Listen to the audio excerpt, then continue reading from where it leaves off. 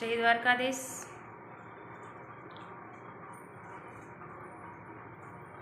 આ છે મારા બાળકોના રમકડા, જે છેલ્લી વખત રોકાવા ગયા ત્યારે જાતા જાતા કહીને ગયા હતા કે મમ્મી તું અમારા રમકડા કોઈને અડવા ન દેતી, અમે પાછા આવીને એનાથી રમશું।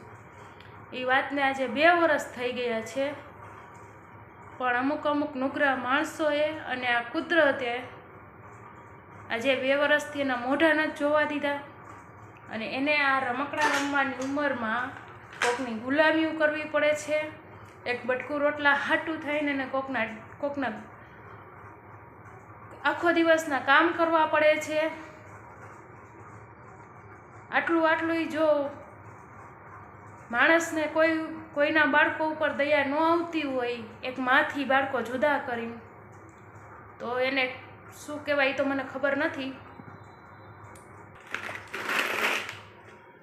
અને આ છે કાનાનો ગલો, જે કહીને ગયો તો મમ્મી હું પાછો આવીશ ને ત્યારે ખોલીશ, પણ હજી સુધી પાછો આવ્યો નથી। અને અમુક માણસોએ નુગરાવે એને આવવા નથી દીધો, પણ હું બધાને એ જ કહેવા માગું છું કે આજે જે જગ્યાએ મારા છે એ જગ્યાએ કાલે તમારા પણ હશે।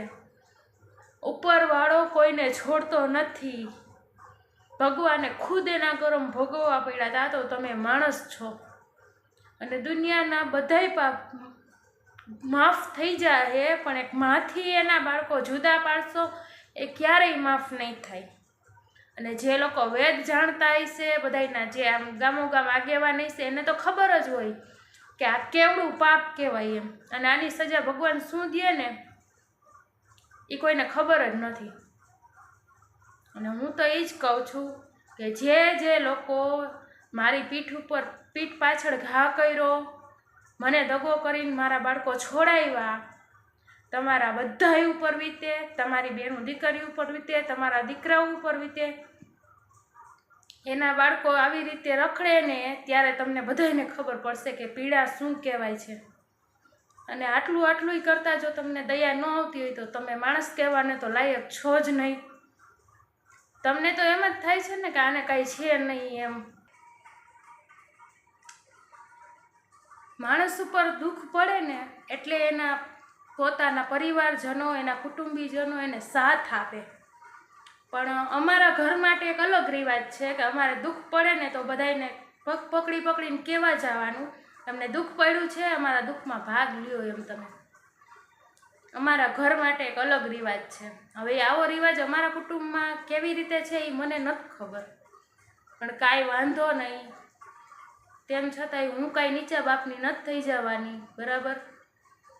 પણ જે તમે આજે મને મજબૂર કરી છે એનો હિસાબ ઉપરવાળો જરૂર લેશે, એ ક્યારેય કોઈને માફ નથી કરતો। એક નોંધારી અને લાચાર સ્ત્રીને મજબૂર કરવી ને એ પાપ આ દુનિયામાં ક્યાંય માફ નથી થતું। અને આજે મેં તમારી પર વિશ્વાસ કર્યો એટલે આજે હું મજબૂર છું। જો વિશ્વાસ ન કર્યો હોત તો આટલી મજબૂર ન હોત, તો તમને ખબર પડે। મારા બાળકો મારી પાસેથી લઈ જાત ને તો તમને ખબર પડે કે તમે કેવી રીતે લઈ જઈ શકો એમ। પણ આ તો વિશ્વાસનું બધું પરિણામ છે, પણ કાંઈ વાંધો નહીં। દગો કોઈનો હકો થતો નથી, અને ભગવાન કોઈને છોડતો નથી। અને હું દરરોજ કહું જ છું કે બધાને કે તમારી બેનો દીકરી ઉપર આ વીતે, જે મારી ઉપર વીતું છે અત્યારે, એનાય બાળકો છૂટે એનાથી, તમારા દીકરાઓના છૂટે। અને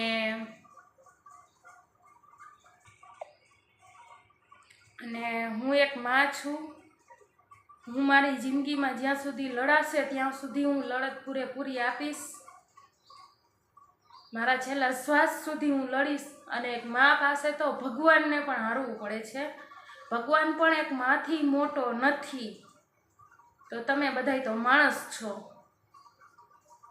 અને જે કર્યું એ તમને 10 ગણું પાછું મળે। મારી ઉપર જે કર્યું એ તમે, બસ એવી જ ભગવાનને રોજ પ્રાર્થના કરીશ। જય દ્વારકાધીશ।